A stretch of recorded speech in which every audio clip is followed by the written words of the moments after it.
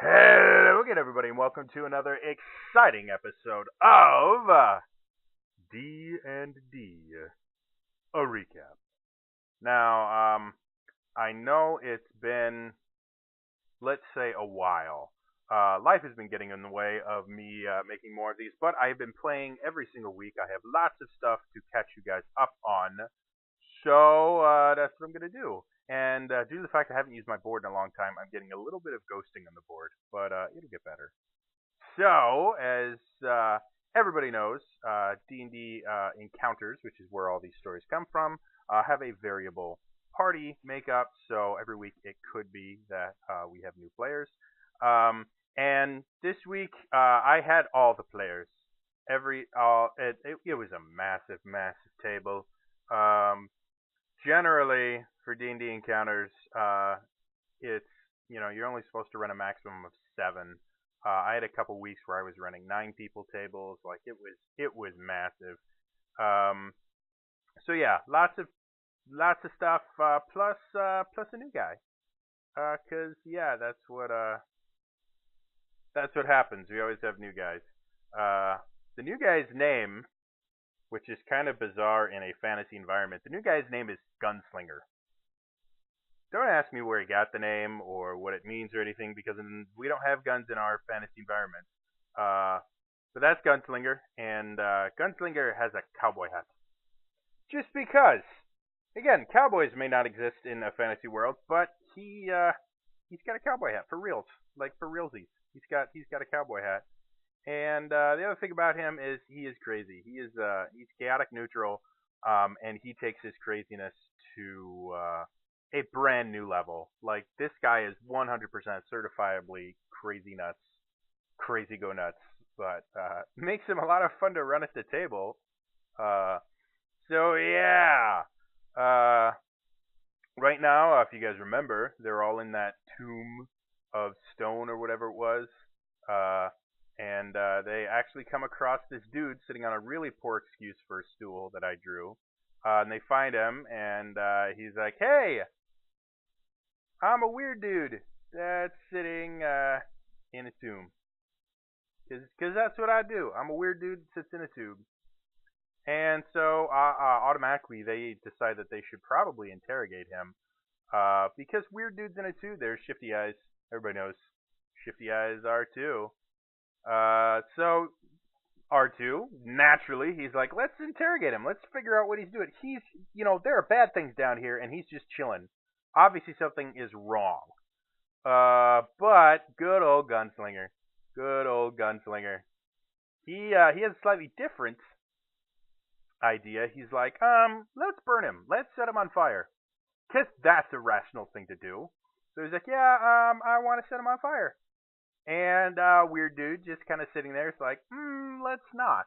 I'm not really thinking that burning me would be the greatest idea in the world. And so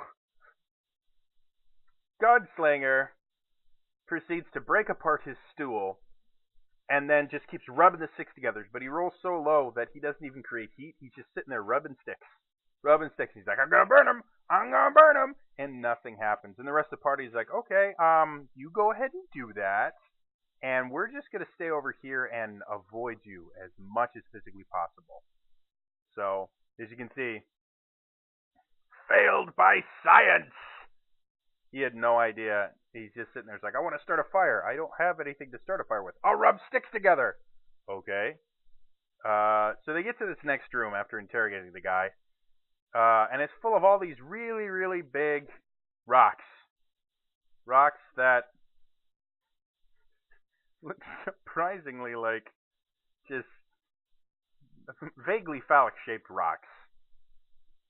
And so our lovely wizard with his magical hat comes in and he's like, I'm going to turn on the lights. So he slams his staff into the ground to turn on his lights because that's what he does. And then it's not that they're actually. It's hard to draw, okay? So as soon as he slams his Morgan, our lovely wizard, as soon as he slams his staff into the ground, the rocks raise up a little bit, which is like, oh, that's kind of cool. And then a bad guy who is actually hiding behind a. Wow. it's not as bad. He's hidden behind a vaguely phallic shaped rock, and he's like, I don't like people. And so he kind of turns to everyone and goes, I killed you! And my autofocus really hates me right now. So he actually goes and decides that he's going to kill him. And they get into this epic battle, and now it looks like he has a butt on his head, to be perfectly honest, which would not be surprising. Cowboy hat, butt, whatever. So Gunslinger has a hand crossbow, and he's like, bad guys are bad. So I'm going to, as everyone else is fighting and trying to stay alive, because he's a pretty powerful guy. He shoots him in the face, and lots of blood. That's blood. For those of you who don't know, because it's red. He kind of dies when Crazy Eyes there shoots him. I think we're gonna call Gunslinger Crazy Eyes from now on. And as soon as that happened, the guy hit the ground, and so Crazy Eyes like, well, the rocks told me to do it. The rocks are my friends. So as soon as the guy hits the ground, the rocks actually raised up, because anytime you hit the ground, they raise up.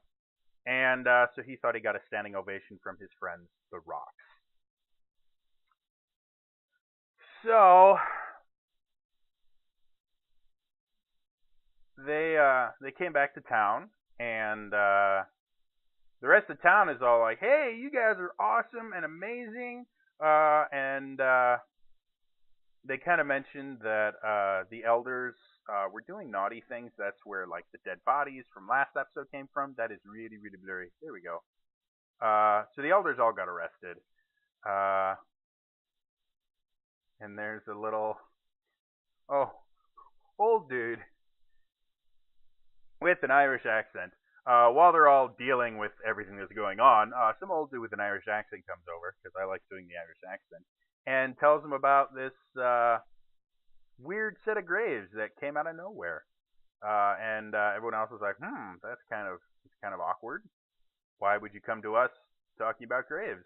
And so, due to the fact that they're an intelligent adventuring party, they went, sure, let's go look at these graves, because that's an intelligent thing to do. While they're there, they get attacked by giant chicken riders that fly. They're these giant chickens that came flying in with these dudes. And so, I wish I was making this up.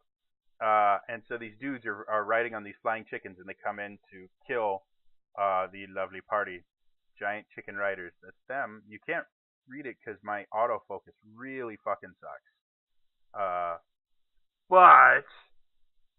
So everyone else is sitting there and they're like, well, let's finish off the chicken riders. A good old fashioned Heine. Time for some KFC. Heine is like, I think these guys are gonna be finger looking good, and he decides to not only kill them, but he also kills like one shot, kills both of them. It's really, really impressive. Lots of blood everywhere. They all fall off of their flying chickens. And, yeah. So that was cool. They defeated an ambush by flying chickens. However, that's where we're going to end it for today. So, if you want to find out why the flying chickens came to them and what happens next, you will have to tune in next week. That's a next, not a next, because I can't draw. But tune in next week to see what happens to our amazing party of adventurers in D&D Recap, okay? Bye-bye!